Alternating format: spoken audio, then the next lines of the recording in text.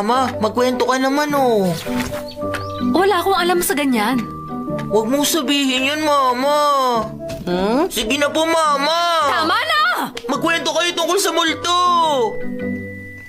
May isang matandang babae na mag-isa nakatira sa bundok. Nakaratay siya sa kama na may sakit. At sa ikapitong araw, Namatay po ba siya? hindi, gumaling siya. Ano ba yan? Tapos kinain niya yung kanin na 7 araw na. Hindi naman nakakatakot yan eh. 7 araw nang lumipas nung niluto yung kanin, kaya nakakatakot yun. Ha? Hindi ko makuha. Sa matatanda, ganyan ang klase ng kwento na nakakatakot. Kaya tigilan mo na yan, wala makukwento si Mama tungkol sa mga multo. Ha? Nakakainis naman. Bakit wala siyang alam na ghost story?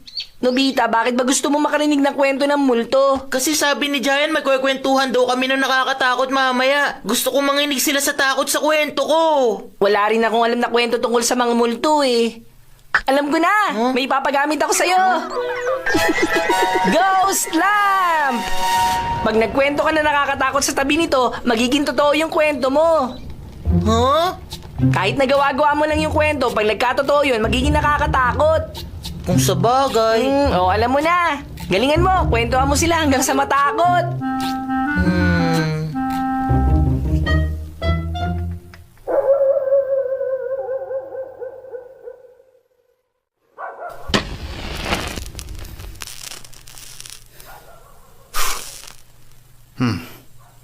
Simulan na natin ang contest kung sino may nakakatakot na kwento. Game na! Magandang lugar to. Hindi pa nagsisimula, natatakot na ako. Hindi ako natatakot.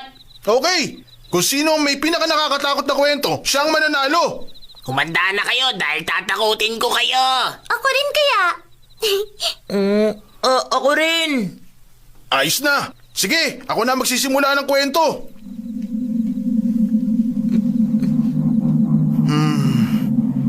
Noong unang panahon sa malayong lugar, merong isang babaeng... Huwag ka naman ganyan magkwento. Sayahan mo ang pagkakwento. Wala namang masayang kwento tungkol sa multo. Kasi... Kung hindi niya iibahin ang boses, boring na yun pakinggan. Noong unang panahon sa malayong lugar, merong isang babaeng nagngangalang Okiko, naglilingkod sa Panginoong may lupa. Hindi niya sinasadyang mabasag ang pamana ng ninuno ng pamilya niya. Ano bang ginawa mo? Kasama sa koleksyon niya ng 10. Pag nabasag ang isa, wala nang halaga ang lahat. Patawarin niyo po ako. Patawad. Hinding-hindi kita kayang patawarin.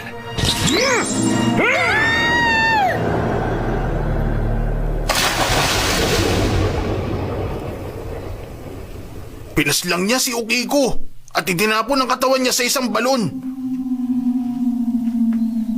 Magmula nung araw na yon, gabi-gabi... 1, 2, 3, 4, 5, 6, 7, 8, 9,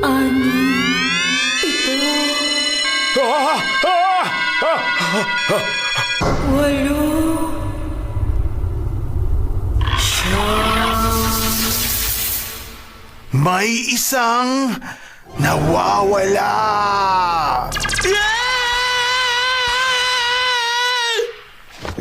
Grabe ka, nakakatakot ba talaga? Okay, ako naman. Matagal na kwento na rin to. Noong unang panahon, isang gabing maulan at madilim, may isang lalaking naligaw sa kagubatan at walang mapuntahan upang sumilong. Sa huli, nakakita siya ng kubo, kaya lumapit siya doon upang sumilong. Isang matandang babae ang nagbukas ng pinto.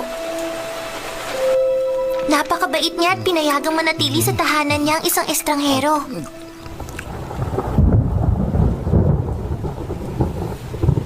Ngunit nung gabi ding yon, nagising siya sa tunog na nagmumula sa kabilang kwarto. Naririnig niya ang tunog na metal na hinahasa.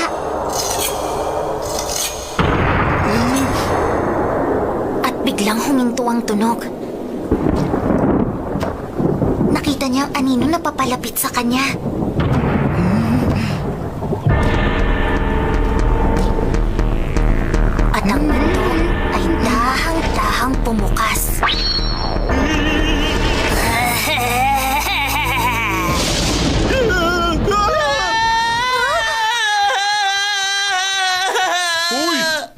Simula pa lang maging nakakatakot. Pero nakakatakot na. Ay, ang bilis matakot. Ako naman na magkukwento ha. Ang kwento ko, galing pa sa uncle na kaibigan ng kaibigan ko. Totoong kwento ba yan? Isang madilim na gabi. Ang uncle na yon ay lasing na lasing pa uwi galing sa trabaho.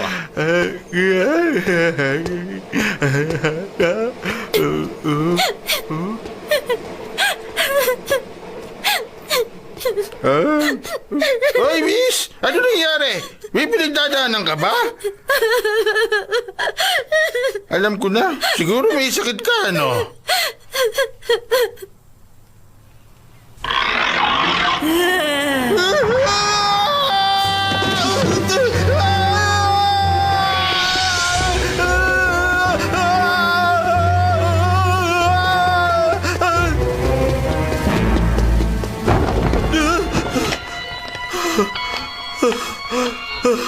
Oh, no problema, sir. Yung laingal ka. Kasi doon, merong halimaw. Walang buka. Halimaw na walang muka. Huwag ka nga magpatawa dyan. Totoo nga yun, may nakita ko ron. Nakakatakot. Yung mukha. Sir, yung halimaw ba na nakita mo sa kalye? Ay! Ganito ba ang itsura niya? Hindi ba nakakatakot? Parang narinig ko ng kwentong yan eh. Oo nga, hindi nakakatakot. Nakakainis naman, siya lang yung natatakot. O ngayon, si Nobita na ang magkikwento. Hoy, Nobita! Ayoko! Hindi ako magkikwento sa inyo! Bakit tayo mo magkwento? Dahil masyado nakakatakot ang kwentong alam ko. Hindi nyo makakayanan. Ano ba sinasabi mo? Hindi mo kami kailangan takutin ng ganyan. Nanginginig siya. Kung talaga nakakatakot nga, hindi maganda. Yun ang gusto namin.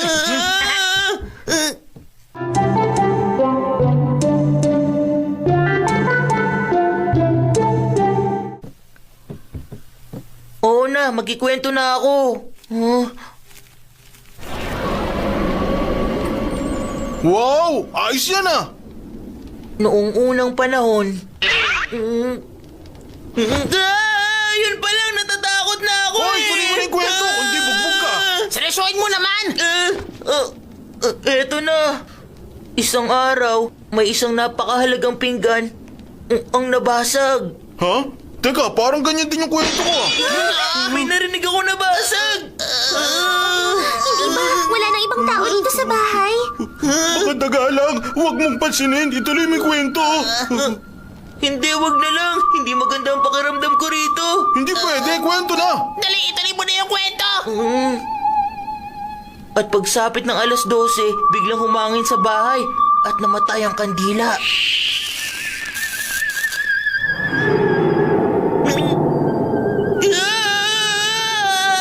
May humihip lang na hangin dito sa loob ng bahay. Basta ituloy mo na. May nakakatakot na boses na nagbibilang. Isa, dalawa.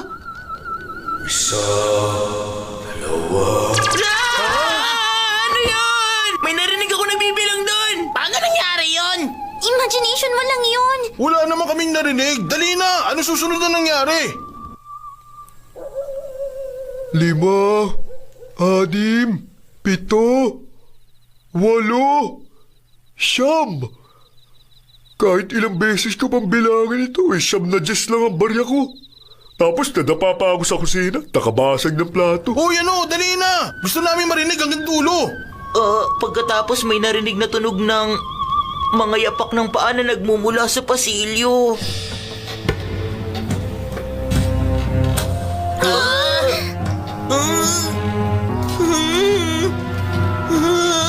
At dahan-dahang bumukas ang pinto.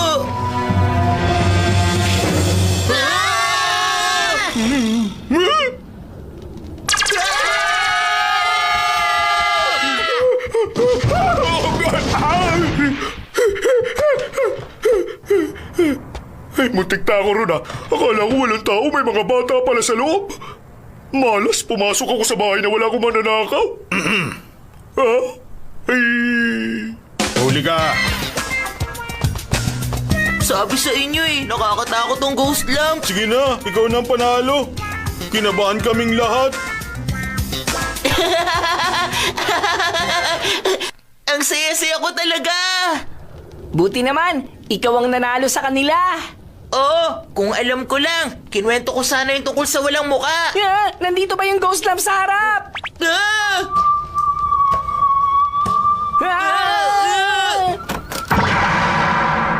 May halimaw na walang mukha! Ako to, ang mama nyo. Anong halimaw na walang mukha?